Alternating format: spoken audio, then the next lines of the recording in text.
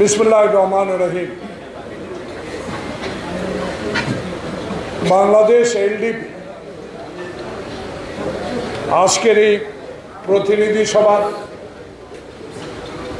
সম্মানিত সভাপতি, সম্মানিত সঞ্চালক এবং আজকে যারা বিগত শেখ হাসিনার বিরুদ্ধে রাস্তায়, পাড়ায়, মহল্লায়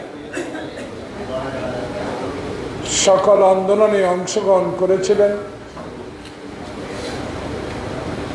আমাদের থেকে অনেক অনেক দূরে থাকা আমাদের প্রিয় নেতা তারেক রহমানের নির্দেশ মোতাবেক তার তত্ত্বাবধানে হাসিনা বিরোধী যে সকল আন্দোলনে 12 দল,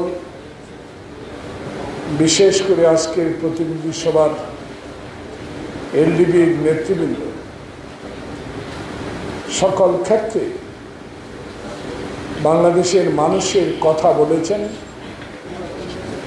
আগামীতেও একটি সুন্দর সুষ্ঠু রাষ্ট্র গঠনে আমার আপনার অধিকার প্রতিষ্ঠার আন্দোলন করতে গিয়ে আমরা অনেক নির্যাতন সহ্য করেছি, আমরা অনেক জেল জুলুম খেটেছি,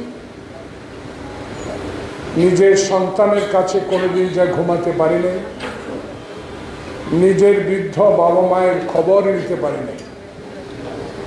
সকল ক্ষেত্রেই হাসিনার একটি নৈরাজ্যের সৃষ্টি করেছিলেন বিগত 16 বছর। সেই নেতা আজকের প্রতিনিধি সভার সিদ্ধান্ত মোতাবেক, যাকে এই দল আমার অত্যন্ত প্রিয় ঘনিষ্ঠ, যিনি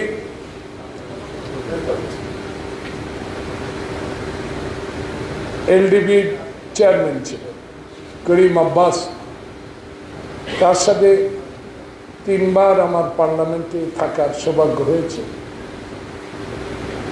যিনি আজকে অসুস্থতার কারণে আরেকজন অগ্নি পুরুষ, যাকে আমি ছাত্রদল থেকে চিনেছি, যার বাড়ি আমার থেকে খুব একটা দূরে নয়, চট্টগ্রামে থাকা অবস্থায় তার প্রীতিকলাপ, তার অংশগ্রহণ সকল ক্ষেত্রে তখন থেকেই যে তার জাতীয়তাবাদী শক্তির প্রতি যে দুর্বলতা, তার প্রমাণ পেয়েছি। আবারও আজকে আপনারা তাকে নতুন করে আগামীতে আমার নেতা তারেক রহমানের সাথে সহকর্মী হবার সৌভাগ্য দিয়েছেন, চেয়ারম্যান বানিয়েছেন, সেই জন্য আন্তরিক অভিনন্দন, ধন্যবাদ। এখানে উপস্থিত আছেন জনাব Firoz Mohammad, Liton Pragatishil Jatiyatabadi Dal, Sharfuddin Parvez, chairman Bangladesh Kalyan party, Lion Mohammad Faruk Rahman, chairman Bangladesh labour party, অধ্যাপক নুরুল আলম ব্যাপারী, বিকল্পধারা বাংলাদেশ, মুফতি মাওলানা মহিউদ্দিন ইকরাম, মহাসচিব জমিয়ত ইসলাম বাংলাদেশ, সৈয়দ এহসানুল হুদা, একটু বেশি করে বলতে হবে, ভালো বক্তা, একজন ভালো আইনজীবীও। আমি ওনার সম্পর্কে না বললে আমি নিজে কৃপণতা মনে করি। আমার নেতা তারেক রহমান হঠাৎ আমাকে ডেকে পাঠালেন, বা একটু কথা বললে আমার আসলে বক্তব্য খেয়ে হারাতেন। আমি একা অনেকক্ষণ ওনার সাথে কথা বলছিলাম, উনি ট্রাফিক জ্যামে পড়ে গেছেন মনে হয়, আমি বুঝতে পারি নাই এতক্ষণ তো একটা নেতা বিভিন্ন প্রসঙ্গ, তখন বুঝতে পারছিলাম সামথিং রং। পরে দেখছি হুড় করে একটা লোক ঢুকলো, এহসান ভাই, হ্যাঁ আপনাকে আমি বসায় রাখছি এইখানে। যাক, সেদিন বুঝতে পেরেছি এই নেতার অবস্থান কোথায়। আমাদেরকে কতগুলো কথা বলেছে, সেটা আমরা নিজেরাই বুঝতে পেরেছি। সেই প্রিয় নেতা আজকে যে জ্বালাময়ী বক্তব্য দিয়েছেন, 12 দলীয় জোটের অনেক কর্মসূচিতে আমাকে নিয়েছেন। আমরা কিছুটা তারেক রহমানের কাজও আমরা করি, সেটা বলা ঠিক হবে না। আমাদের স্বার্থে না, হাসিনা বিরোধী আমরা দুই ভাই সাদাত অনেক কাজ করেছি। ইনশাল্লাহ সে কাজের পরিণতি সে হাসিনা এখন লুদি পার্কে ঘুরে বেড়ায়। সে কারণে আজকে ওনার নাম বিশেষ করে বলতে হয়। আজ মাওলানা আব্দুল করিম মহাসচিব সবাইকে এলডিপির আজকে নবনির্বাচিত চেয়ারম্যান সাদাত হোসেন সেলিমের পক্ষ থেকে আন্তরিক অভিনন্দন জানাচ্ছি। প্রিয় ভাইরা, বক্তব্য দীর্ঘায়িত করব না, কারণ আমার প্রিয় নেতা আব্বাসের একটি কর্মসূচি আছে। আপনি জানেন আজকে 47তম জন্মদিন বাংলাদেশ জাতীয়তাবাদী যুবদলের মহাসচিব মহোদয়, আমাদের নেতা শহীদ জিয়া যেখানে সংসদের উত্তর প্লাজায় শুয়ে আছেন, তার কবর জিয়ারত করেছেন হাজার লোক নিয়ে। একটু পরে আবার রক্ত দেওয়া অনুষ্ঠান হবে পার্টি অফিসের সামনে। তা আমরা সংক্ষিপ্ত কয়েকটি কথা বলে মিডিয়া ভাইদেরকে আমি কষ্ট দিচ্ছি, সেই জন্য সাদাতের পক্ষ থেকে আন্তরিক দুঃখ প্রকাশ করছি। প্রিয় ভাইরা, দেশে এখন এটা বিরাজমান রাজনৈতিক সংকট সৃষ্টির পায়তারা চলছে। জিস্ট একটা, রাস্তায় ছিলাম আমরা, রাস্তায় ছিল ছাত্র বৈষম্য বিরোধী আন্দোলনের নেতারা, মাস্টার মাইন্ড ছিল তারেক রহমান, বিএনপি, 12 দলীয় জোট। আমাদের স্পষ্ট কথা, কিছু বুঝি না। একটা বুঝি, আমাকে নির্যাতন করেছে, আমার ভাইদেরকে নির্যাতন করেছে, ইলিয়াস আলীকে গুম করেছে, সদ্দি আলমকে গুম করেছে, আয়নাঘর তৈরি করেছেন ডিজিডিএফ এর বিল্ডিং এর নিচে, হারুনের মতো, বিপ্লবের মতো, মেহেদির মতো লোকদেরকে তৈরি করে বহু মায়ের বুক আপনি খালি করেছেন। সেই কারণে ছাত্র বৈষম্য আন্দোলনে বাংলাদেশ থেকে চিরতরে আপনি বিদায় নিয়েছেন। আশ্রয় নিয়েছেন কোথায়? 2040 সালে আপনি 40 সাল পর্যন্ত ক্ষমতায় থেকে বাংলাদেশকে ভারতের অঙ্গরাজ্য বানাবার একটা চক্রান্ত আপনি সৃষ্টি করেছেন। সেই আশ্রয়দাতায় হিন্দুস্তান ইন্ডিয়ার মোদী সরকার কি করে বাংলাদেশে হাজার মানুষের খুনিকে আশ্রয় দিতে পারে, সেই প্রশ্ন এখন বাংলাদেশের মানুষের কাছে উঠে গেছে। তাই আজকে আমরা মনে করি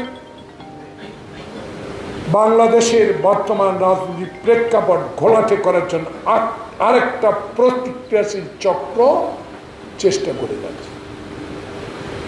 তার একটা ইঙ্গিত বহন করে বঙ্গভবনের সামনে মিছিল হতেই পারে, এই সরকার নিষিদ্ধ করে, কিন্তু নতুন করে আরেকটা রাজনৈতিক সংকট সৃষ্টি করা হচ্ছে কেন আমরা বুঝতে পারি। এই রাজনৈতিক সংকট সৃষ্টি করেছে শেখ হাসিনা।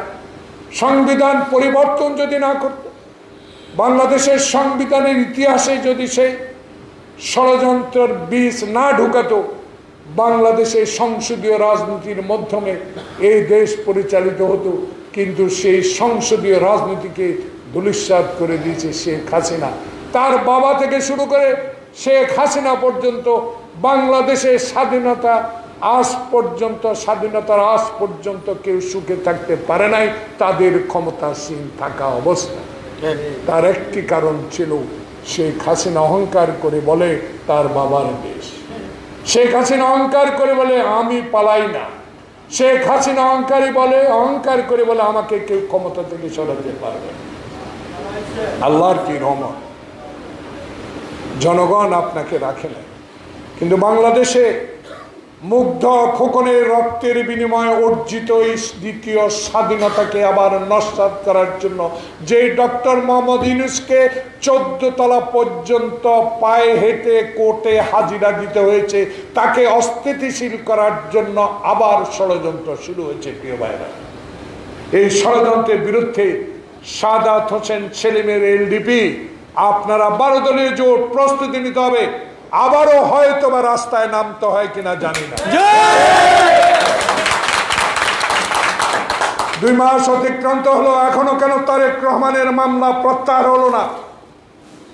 2 মাস অতিক্রান্ত হলো, এহসান ভাই বলেছে পৃথক পৃথক মন্ত্রণালয়ের দায়িত্বে যারা আছেন শ্বেতপত্র প্রকাশ করা হলো না কেন? কোন মন্ত্রণালয়ে কত হাজার কোটি টাকা লুট করেছে এটা আস্তে আস্তে প্রকাশ করেন, এটা তো কমিশনের দরকার নেই। যারা উপদেষ্টা আছেন, দায়িত্বে আছেন, কারা কারা কোন পথে কাদের সহযোগিতা কার ইঙ্গিতে দেশ ছেড়েছে বর্ডার দিয়ে তারও শ্বেতপত্র প্রকাশ করা দরকার। তাই সাদাত হোসেন সেলিম নিরাশ হবার কিছুই নাই। ক্ষমতা যাবার জন্য, এমপি হবার জন্য আপনি রাজপথে আন্দোলন করেন নাই। আপনি রাজপথে আন্দোলন করেছেন বাংলাদেশে আরেকটি বার এমন একটি নির্বাচন হোক, যেই নির্বাচন শাহাবুদ্দিন সাহেব আমাদেরকে দিয়েছিল 91 সালে। সেখানে আমাদের বাংলাদেশের প্রথম মহিলা প্রধানমন্ত্রী হয়েছেন বেগম খালেদা জিয়া। আমাদের তারেক রহমান স্পষ্ট বলে দিয়েছে, ছাত্র জনতার এই আন্দোলন আমাদেরকে আরেকটি শিক্ষা দিয়েছে। এমন শিক্ষা আমরা পেতে চাই যে শিক্ষার আমাদেরকে উপহার দিবেন এই ইন্টেরিয়াম গভর্নমেন্ট। আমরা বিশ্বাস করি আপনার প্রতি অগাধ আমাদের বিশ্বাস আছে।